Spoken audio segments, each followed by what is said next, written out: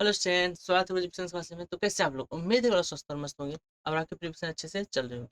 आज हम बहुत ही बेहतरीन चैप्टर की स्टार्ट करने वाले हैं। यानी आज हम स्टार्ट कर रहे हैं चैप्टर नंबर 4, जिसका नाम है विद्युत धारा के कारण चुंबकीय प्रभाव। इस चैप्टर को आज हम स्टार्ट कर रहे हैं। इसका आज की क्लास केवल और केवल इंट्रोडक्शन देखने वाले हैं। हम क्या देखने वाले हैं? इंट्रोडक्शन। किसका इंट्रोडक्शन में क्या क्या चीजें हैं, विद्युत धारा क्या होता है, इस चीज को हमने चैप्टर नंबर 3 में कम्प्लीट देख कर लिया है। ठीक है, तो अगर आपने अभी तक चैप्टर 3 को नहीं कंप्लीट देखा है तो डिस्क्रिप्शन में लिंक है, जाकर उससे जरूर विजिट कीजिए। पूरा पूरा आपका चैप्टर कंप्लीट करा दिया गया है। ठीक है, इस तरीके से चैप्टर फर्स्ट, चैप्टर सेकंड और चैप्टर 3 तीनों चैप्टर आपके कंप्लीट करा दिए गए। आपका चैप्टर 4 स्टार्ट हो गया आज की क्लास से, जहाँ पर हम आज सिर्फ इंट्रोडक्शन देखने वाले हैं। फिर इसके बाद हम आगे नेक्स्ट में टॉपिक बाय टॉपिक इसका अलग अलग लेक्चर में पूरा कंप्लीट कर देंगे और ये चैप्टर सॉल्व करेंगे। तो बहुत ही बेसिक से आपको पढ़ाया जाता है यहाँ पर इस चैनल पर। तो अगर आप चैनल पर आए तो चैनल को सब्सक्राइब जरूर कर लीजिए। ठीक है, अगर 2025 से 26 को टारगेट कर रहे हो किसी बोर्ड के लिए, चाहे आपको यूपी बोर्ड से हो, बिहार बोर्ड से हो, राजस्थान बोर्ड से हो, एमपी बोर्ड से, तो आपके लिए ये क्लास बहुत ही महत्वपूर्ण होने वाली है। तो चलिए बिना टाइम वेस्ट के स्टार्ट करते हैं आज की क्लास को। ठीक है, आज देखिए विद्युत, इसका चैप्टर का नाम क्या है? विद्युत धारा का चुंबकीय प्रभाव। विद्युत धारा का क्या है? चुंबकीय प्रभाव। तो आज की इंट्रोडक्शन में बस यही जानेंगे हम कि चुंबकीय प्रभाव होता क्या है और विद्युत धारा का उत्पन्न कैसे होता है, इस चीज को कैसे पता किया, कैसे बताया गया, यही सब बारे में बात करने वाले हैं। तो सबसे पहले देखिए बात आती है चुंबकीय क्षेत्र की। सबसे पहले हम यही समझ लेते हैं कि चुंबकीय क्षेत्र होता क्या है। ठीक है, देखिए जिस प्रकार आवेश के चारों ओर, आप चैप्टर फर्स्ट जब पढ़ते हो तो आप उसमें पढ़ते हो क्या? विद्युत आवेश। तो आप देखते हो कि अगर आपके पास क्या है, एक आवेश है, क्यू आवेश है। इस आवेश के चारों तरफ क्या होता है? एक क्षेत्र उत्पन्न होता है और इस क्षेत्र को क्या बोलते हैं? विद्युत क्षेत्र। क्या बोलते हैं? विद्युत क्षेत्र। ठीक उसी प्रकार चुंबक के चारों ओर इस तरीके से करें क्या है, अगर कोई चुंबक क्या है, कोई चुंबक अगर, ठीक है,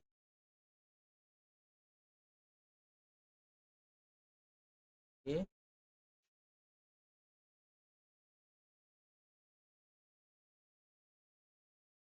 अगर कोई चुंबक यहाँ पर है, तो यहाँ पर आपका ये हो जाता है यन और ये हो जाता है आपका यस। तो एक चुंबक आपका यहाँ पर यन और यस है। ठीक है, तो ये चुंबक यन एस अगर है तो इस चुंबक के चारों तरफ क्या होता है? एक प्रभाव या क्षेत्र उत्पन्न होता है। उस क्षेत्र को क्या बोलते हैं? कि प्रभाव क्षेत्र उत्पन्न होता है, जिसे क्या बोलते हैं? इसे चुंबकीय क्षेत्र बोलते हैं। क्या बोलते हैं? चुंबकीय क्षेत्र। ठीक, इसे क्या बोलते हैं? चुंबकीय क्षेत्र कहते हैं। समझ में आ गया? जिस तरीके से आप आवेश के चारों तरफ एक छिद्र उत्पन्न हो रहा है, इसे विद्युत क्षेत्र बोलते हैं। उससे चुंबक के चारों तरफ कुछ आवेश उत्पन्न होगा, या कुछ चुंबक के चारों तरफ एक छिद्र या प्रभाव उत्पन्न होगा, उस प्रभाव क्या बोलेंगे? चुंबकीय क्षेत्र। ठीक है, अब आगे समझते हैं बात को। देखिए, किसी चुंबक के परितः वह क्षेत्र जिसमें चुंबकीय सुई पर एक बल आघूर्ण आरोपित होता है। यानी देखिए, अब हम पहचानेंगे कैसे, हम जानेंगे कैसे इसे होता है? क्योंकि एक चुंबक हमने यहाँ पर रख दिया है। अगर इस चुंबक के चारों तरफ हम यहाँ कंपास सुई लाएं, आप क्या लाएं? कंपास सुई। देखिए ये आपका हो गया कंपास सुई। ठीक है, अगर यहाँ पर हम क्या करें? एक कंपास सुई लाएं, क्या करें? यहाँ पर कंपास सुई लाएं, तो यहाँ पे इस कंपास सुई में क्या होता है? कुछ ना कुछ विक्षेप उत्पन्न होता है। क्या उत्पन्न होता है? विक्षेप, जो ये बताता है कि यह एक चुंबकीय क्षेत्र में है। तो ये कंपास सुई में जब भी विक्षेप कब उत्पन्न होता है? जब वो किसी चुंबकीय क्षेत्र में जाता है। जब वो किसी चुंबकीय क्षेत्र में जाता है तो उसमें क्या होता है? विक्षेप उत्पन्न होता है, तो वो क्या होता है? घूमता है, डायरेक्शन चेंज होता है। तो कंपास सुई इस चीज को बताता है कि चुंबकीय क्षेत्र है या नहीं है। तो वही कह रहा है कि अगर किसी चुंबक के चारों तरफ आप ले आते हो कंपास सुई को, उस पर एक बल आघूर्ण आरोपित हो जाता है, जिसके कारण वो घूमकर एक निश्चित दिशा में ठहरती है। चुंबकीय क्षेत्र कहलाता है। यानी वह क्षेत्र जहाँ पर कंपास सुई क्या होता है? आपका विक्षेपित हो जाता है, उसे बोलते हैं चुंबकीय क्षेत्र। और ये चुंबक के चारों ओर की बात हुई। अगर चुंबक के चारों ओर का वह सभी क्षेत्र जहाँ पर कंपास सुई आपका क्या होती है? विक्षेपित होती है, उसे क्या बोलते हैं? चुंबकीय क्षेत्र। ठीक है, चुंबकीय क्षेत्र याद रखिए एक सदिश राशि है, मतलब इसकी दिशा भी होती है। सदिश राशि मतलब इसकी क्या होती है? दिशा भी होती है। और इसे कैपिटल बी से व्यक्त किया जाता है। कैपिटल बी, आप इसको कभी कभी वेक्टर भी लिखोगे अगर इसका सदिश रूप में लिखा गया होगा तो। ठीक, तो ये आपका आ गया चुंबकीय क्षेत्र, जो कि देखिए चुंबक के चारों तरफ होता है। आगे आप और डिटेल में पढ़ोगे, समझोगे किस तरीके से ये चीजें होती हैं। ठीक है, बस आपको भी इतना समझना है कि चुंबक के चारों तरफ कवच क्षेत्र, जहाँ कंपास सुई लाने पर विक्षेपित हो जाती है, मतलब वह चुंबकीय क्षेत्र है। और ये गुण होता है इसका चुंबक का, कि चुंबक चारों तरफ एक क्षेत्र उत्पन्न होता ही होता है, इसे बोलते हैं चुंबकीय क्षेत्र। सही, चल, ये तो आपको सबसे पहली बात थी चुंबकीय क्षेत्र। इसके बाद देखिए चुंबकीय क्षेत्र से रिलेटेड कुछ और चीज आती है, जैसे आपका चुंबकीय क्षेत्र की दिशा। या फिर आप देखिए होगा चुंबकीय क्षेत्र क्या है? एक सदिश राशि है। क्या है? एक सदिश राशि।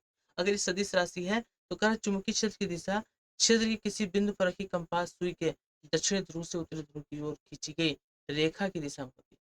अब ये कंपास सुई यहाँ पर करा, मतलब यहाँ पर एन की बात हो रही है। ठीक है, इस कंपास सुई में याद रखिए, इस कंपास सुई में भी यन और यस होता है। क्या होता है? यन और यस। तो आप ऐसे समझो कि कोई यहाँ पर हमारे पास चुंबक है। ठीक है, देखिए आपको मैं इस चीज को क्लियर कर रहे हैं।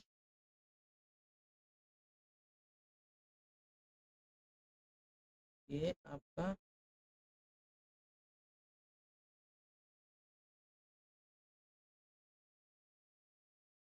देखिए, ये हो गया एक चुंबक। ये क्या है? एक चुंबक।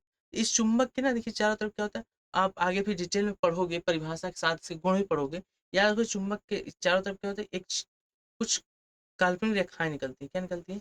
कुछ काल्पनिक रेखाएं निकलती है इस तरीके से। ठीक है, ये रेखाएं अच्छा किसकी सहायता से खींची जाती है एक्चुअल में? ये चुंबकीय आपका सुई की सहायता से ही खींची जाती है। ठीक, ये जो रेखाएं हैं, इन रेखाओं पर आप किसी भी क्षण अगर कोई स्पर्श रेखा खींच देते हो, इन रेखाओं पर आप किसी भी क्षण, सपोज करिए आप यहाँ पर देखना चाहते हो, ठीक है, यहाँ पर अगर देखो तो आपको इसका चुंबकीय क्षेत्र की दिशा होगी कुछ इधर। यानी कह रहा है कि किसी भी इस बिंदु पर आपका जो चुंबकीय क्षेत्र दिशा होगी इधर। तो कह रहा है आप स्पर्श रेखा का खींच दो। ये जो यहाँ पर देखिए, ये इसको बोलते हैं उत्तरी ध्रुव, इसको बोलते हैं दक्षिण ध्रुव। तो उत्तरी ध्रुव से निकलती है रेखाएं, निकलती हैं और कहाँ जाती है? दक्षिण ध्रुव पर। इसके बाद तो आप इसे किसी बिंदु पर अगर आपको चुंबकीय क्षेत्र निकालना है तो वहाँ क्या करो, एक स्पर्श रेखा खींच दो। यहाँ क्या करो, एक एक स्पर्श रेखा खींच दो।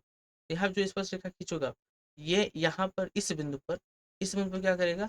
इस बिंदु पर यह चुंबकीय क्षेत्र की दिशा को व्यक्त करे। यानी जिस बिंदु पर आपको निकालना है वहां पर आप एक स्पर्श रेखा खींच दो, वही उसके चुंबकीय क्षेत्र की दिशा को साफ साफ बता दे। क्लियर है? चलिए, ये हो गया चुंबकीय क्षेत्र की दिशा। चुंबकीय क्षेत्र की दिशा ज्ञात करने के कुछ नियम होते हैं जो आप आगे पढ़ोगे, क्योंकि देखिए चुंबकीय क्षेत्र चुंबक के द्वारा भी होता है। विद्युत धारा की अभी हम पढ़ने वाले हैं चैप्टर में, तो विद्युत धारा का हम कई प्रकार से बना सकते हो। आपका आता है पेंच का नियम, ठीक है, मैक्सवेल का नियम, फ्लेमिंग के हाथ का नियम, इस तरीके से कई नियम आते हैं। हम सभी नियम को एक एक करके पढ़ेंगे, पर अभी कुछ समय बाद। ठीक है, अब देखिए इसके बाद आता है क्या? चुंबकीय क्षेत्र की तीव्रता। चुंबकीय क्षेत्र की तीव्रता एक बहुत महत्वपूर्ण टॉपिक है। इससे भी क्वेश्चन आते हैं। इसकी परिभाषा याद रखिए आप। देखिए क्या कर रहा है, किसी स्थान पर चुंबकीय क्षेत्र के लंबवत, किसी स्थान पर चुंबकीय क्षेत्र के लंबवत रखे एकांक लंबाई के तार में एकांक धारा प्रवाहित करने पर, अगर कोई चुंबकीय क्षेत्र है उसमें एक आप एकांक लंबाई के तार रखो, उसमें एकांक धारा प्रवाहित करो, तब तार पर कुछ बल कार्य करता है। तो जो कार्यरत बल होता है उस स्थान पर चुंबकीय क्षेत्र की तीव्रता कहलाता है। और चुंबकीय क्षेत्र की तीव्रता एक सदिश राशि है। इसका मात्रक न्यूटन प्रति एम्पियर मीटर या वेबर प्रति मीटर स्क्वायर होता है। मात्रक इसका क्या होता है? देखिए इसको लिखते हैं किससे? आपका जो पी ही होता है, इसका अगर मात्रक लिखें आप, इसका मात्रक क्या होगा? इसका मात्रक देखिए कह रहा है, या तो आपका होगा न्यूटन, न्यूटन प्रति क्या, न्यूटन प्रति एम्पियर मीटर, या इसी को आप लिख सकते हो क्या, वेबर। वेबर लिखते हैं डब्ल्यू बी से, वेबर प्रति मीटर स्क्वायर। ये दोनों में से कोई एक मात्रा आप लिख सकते हो, दोनों मात्रा इसके सही मात्रा है। ठीक है, या आप न्यूटन प्रति एम्पियर मीटर लिखो या वेबर प्रति मीटर स्क्वायर, दोनों सही है। ये दोनों मात्रक होते हैं किसके? चुंबकीय क्षेत्र। कब? जैसे आप इस चीज को आगे भी क्लियर करोगे, ठीक है, जब हम पढ़ेंगे बायोसेवर्ट का नियम। जब बायोसेवर्ट का नियम पढ़ोगे ना तो आप सब इस चीज को क्लियर कर पाओगे। ठीक है, वहीं से आपको यहाँ पर हम ये बता देंगे कि फार्मूला कहाँ से आया है या ये मात्रा कहाँ से है। अब देखिए बेसिकली आज का जो इंट्रोडक्शन का टॉपिक था, ये मेन टॉपिक यही है, ओस्टेट का प्रयोग। कि ओस्टेट ने ही किया गया था, इन्होंने ही सर्वप्रथम इस चीज को बताया कि जिस तरीके से चुंबक के चारों तरफ चुंबकीय क्षेत्र होता है, उसी तरीके से अगर किसी चालक में धारा प्रवाहित हो रही है, अगर किसी चालक में धारा प्रवाहित हो रही है तो उसमें भी चुंबकीय क्षेत्र उत्पन्न होता है। ये बात इन्होंने, ठीक है। अब देखिए कैसे, तो उन्होंने किया कि इन्होंने कुछ निकाय बनाया। क्या बनाया? निकाय। लेकिन निकाय कैसे बनाया इन्होंने? कुछ इस तरीके से निकाय बनाया।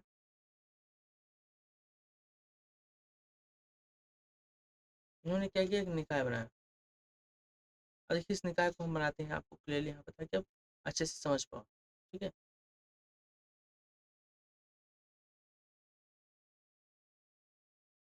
ये अब बात को समझो। देखो ये इन्होंने क्या किया, यहाँ पर एक सेल जोड़ दिया। ठीक है, एक प्लस एक माइनस भी वोल्ट का सेल जोड़ दिया। जैसे इन्होंने से भी वोल्ट का सेल जोड़ा यहाँ पर, इसमें से धारा आई प्रवाहित होने लगी। क्या प्रवाहित होने लगी? धारा आई। और की धारा आई इसमें क्या हो रही है? प्रवाहित हो रही है। फिर इसमें जब धारा आई प्रवाहित होने लगी, इस चालक तार जो है, इस चालक तार के पास इन्होंने क्या लिया? एक कंपास सुई लिया। ठीक है, एक कंपास सुई लिया। लेकिन कंपास सुई लाने से पहले एक चीज इसमें और पास कर देते हैं। क्या कर देते हैं? देखिए यहाँ पर एक कुंजी लगा देते हैं। क्या लगाते हैं? कुंजी। यहाँ पर हमने क्या किया? कुंजी लगा दी। ठीक है, तो देखिए अभी कुंजी बंद या चालू हो सकती है। तो सपोज कि पहले कुंजी क्या थी? खुली हुई थी और इन्होंने एक क्या किया? यहाँ कंपास सुई, क्या रहती है? कंपास सुई। तो कंपास सुई इन्होंने जब रखा है यहाँ पर, तो देखिए कुछ इस तरीके से संरचना बनी।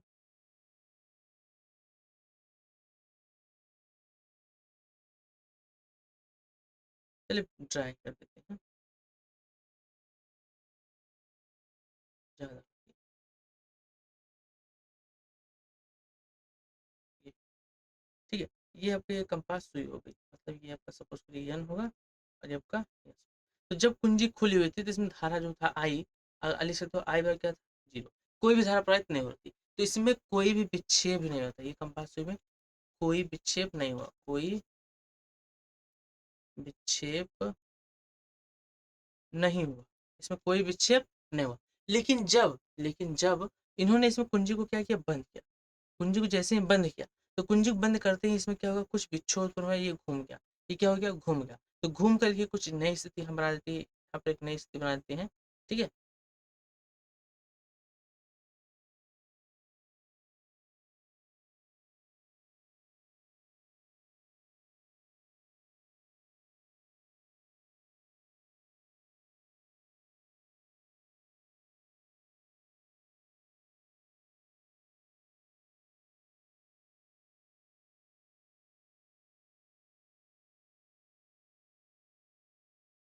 ये आपका कुछ इस तरीके से, ठीक है। अब देखिए इस नई स्थिति में हुआ क्या था, नई स्थिति में उन्होंने ये इस तरीके से किया, प्लस माइनस।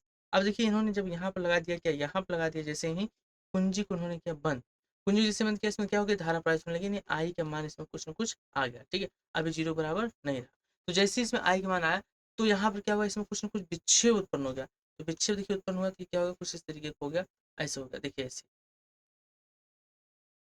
ये आपका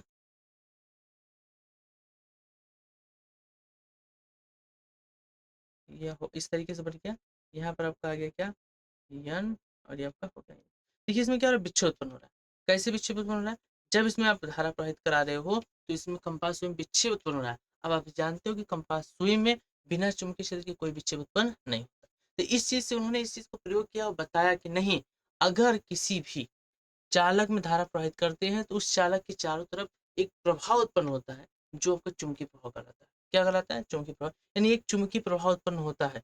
इस चीज को ऑस्टेन ने बताया था कब, ये उन्होंने बताया था 1820 ईस्वी में।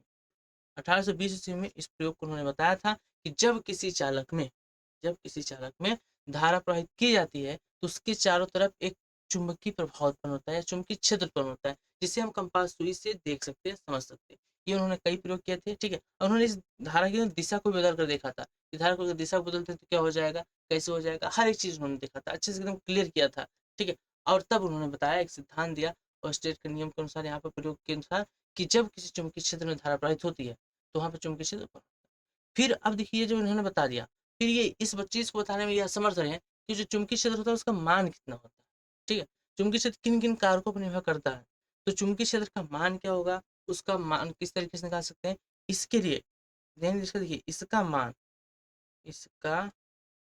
मान बताने में बताने में ये असमर्थ रहे। तो जब असमर्थ रहे, तो बाद में फिर दो वैज्ञानिक आए, बायो और सेवर्ट। देखिए कभी कभी आप बायो सेवर्ट का नेम पढ़ते हैं, आपको लगता है कि बायो सेवर्ट में एक ही वैज्ञानिक है, लेकिन याद रखिए, बायो अलग थे, सेवर्ट अलग थे, दो वैज्ञानिक मिलकर इस प्रयोग को फिर से किया उन्होंने, और इसकी जो निर्भरता थी कि किन चीजों पर, किन कारकों पर निर्भर करता, उस चीज को उन्होंने बताया। तो फिर बाद में आपका है बायो सेवर्ट का नियम, और बायो सेवर्ट के नियम ने इसके परिमाण को बताया, और साथ ही बताया उन कारकों को जिन कारकों पर चुंबकीय क्षेत्र की जो परिमाण है वो निर्भर करता है।